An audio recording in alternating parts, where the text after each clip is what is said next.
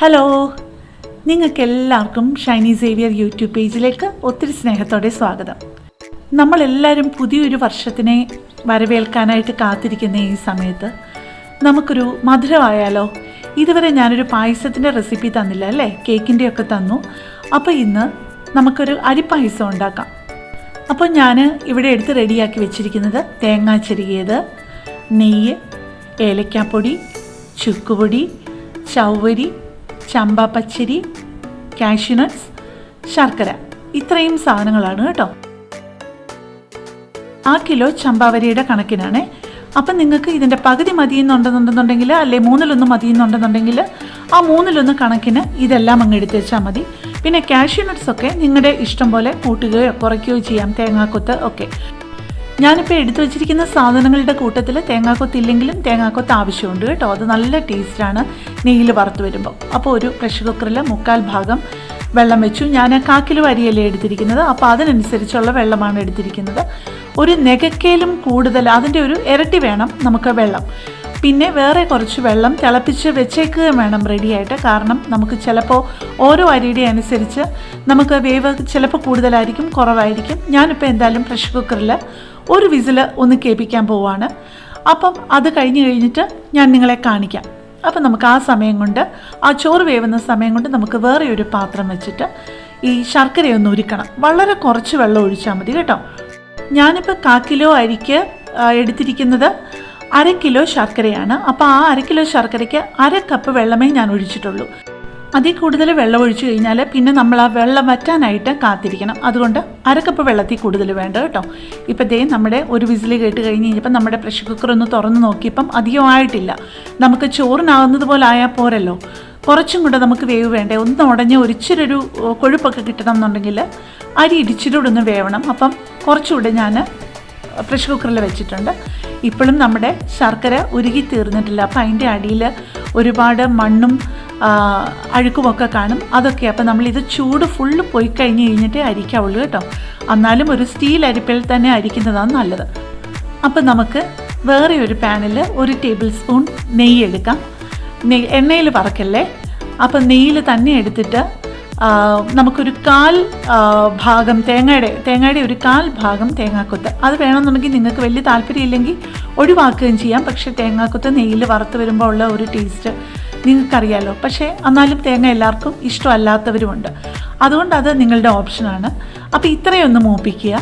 അത് മുഴുവൻ മൂത്ത് കഴിയാറാവുമ്പോൾ നമ്മൾ ആവശ്യത്തിനുള്ള കാഷ്യൂ നട്ട്സ് ഇടുക.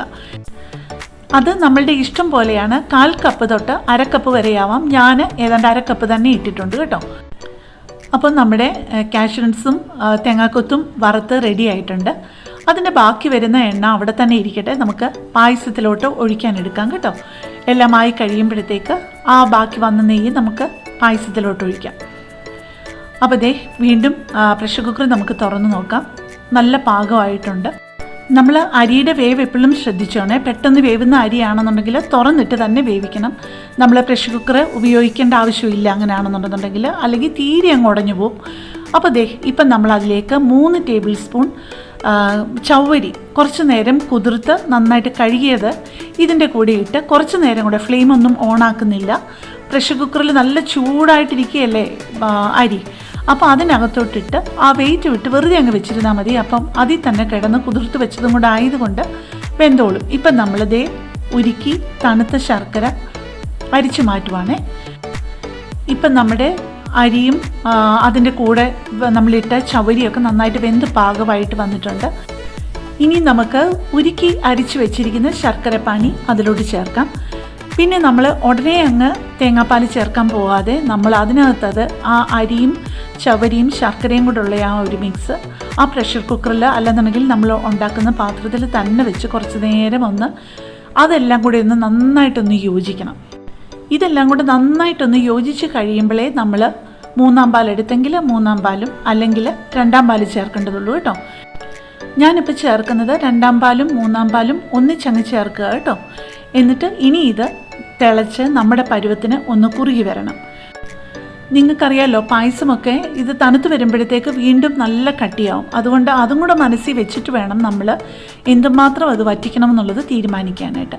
ഇപ്പോൾ 1.5 കപ്പ് ഒന്നാം പാൽ ഞാനതിലോട്ട് ഒഴിക്കുകയാണ് കേട്ടോ. പക്ഷേ എനിക്ക് എത്ര നല്ല കട്ടി തേങ്ങാപ്പാൽ എടുത്തു കഴിഞ്ഞാലും എനിക്കൊരിച്ചിരി മാഗിയുടെ കോക്കനട്ട് മിൽക്ക് പൗഡറോട് എനിക്ക് ചേർക്കുന്നത് ഭയങ്കര ഇഷ്ടമാണ്. അതിൻ്റെ ആ ഒരു മണവും രുചിയും എനിക്കിഷ്ടമാണ്. അതുകൊണ്ട് ഞാൻ വേറെ കുറച്ച് വെള്ളത്തിൽ കുറച്ച് മാഗിയുടെ പൊടിയും കൂടെ കലർത്തിയിട്ട് അതും കൂടെ മിക്സ് ചെയ്ത് ഒന്നാം പാലിൻ്റെ കൂടെ തന്നെ ഞാൻ ഒഴിക്കുന്നുണ്ട്. പക്ഷേ ഈ മാഗിയുടെ കോക്കനട്ട് മിൽക്ക് പൗഡർ ഉപയോഗിക്കുന്നത് ഒരു കാരണവശാലും നിർബന്ധമുള്ളൊരു കാര്യമല്ല കേട്ടോ. ഇച്ചിരൂടെ ഒരു ടേസ്റ്റ് ആയിക്കോട്ടെ എന്ന് ഓർത്തിട്ട് ഞാനത് ചേർക്കുന്നു എന്നുള്ളതേ ഉള്ളൂ. നിങ്ങൾക്കത് പൂർണ്ണമായിട്ടും ഒഴിവാക്കാവുന്ന ഒരു കാര്യം തന്നെയാണ്. തേങ്ങാപ്പാൽ എടുക്കുമ്പോൾ, ഒന്നാം പാൽ പ്രത്യേകിച്ചും എടുക്കുമ്പോൾ വളരെ ചെറിയ അളവിൽ ചൂടുള്ള കുറച്ച് വെള്ളം ഒഴിച്ചിട്ട് നമ്മൾ മിക്സിയിൽ നന്നായിട്ടൊന്ന് അടിച്ചെടുക്കുകയാണെന്നുണ്ടെങ്കിൽ ആ തേങ്ങാപ്പാലിൽ ആ സത്ത് മുഴുവനും ഇങ്ങ് കിട്ടും. ഇപ്പം ഞാൻ ഇട്ടിരിക്കുന്നത് ഏലക്കാപ്പൊടിയാണ്. നമുക്ക് അതിനകത്ത് വേണ്ടത് നല്ലോണം ഏലക്കാപ്പൊടി, കുറച്ച് ചുക്കുപൊടി. ഈ പായസത്തിൻ്റെ എന്നല്ല, ഞാൻ ഉണ്ടാക്കുന്ന ഓരോ വിഭവങ്ങളുടെയും കൃത്യമായിട്ടുള്ള അളവ് ആ വീഡിയോയുടെ തൊട്ട് താഴെയുള്ള ഡിസ്ക്രിപ്ഷനിൽ ഉണ്ടാവും.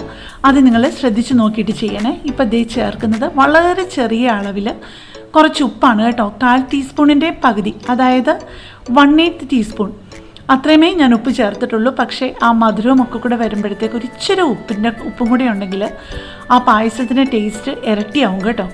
അപ്പോൾ ദേ നമ്മുടെ പായസം എല്ലാം റെഡി ആയിട്ടുണ്ട്. നമ്മൾ വറുത്ത് വെച്ച തേങ്ങാക്കൊത്തും കാഷ്യൂ നട്ട്സും ഒക്കെ ഇട്ട് മുക്കാലും നമുക്ക് അതിലിട്ട് അങ്ങ് ഇളക്കാം.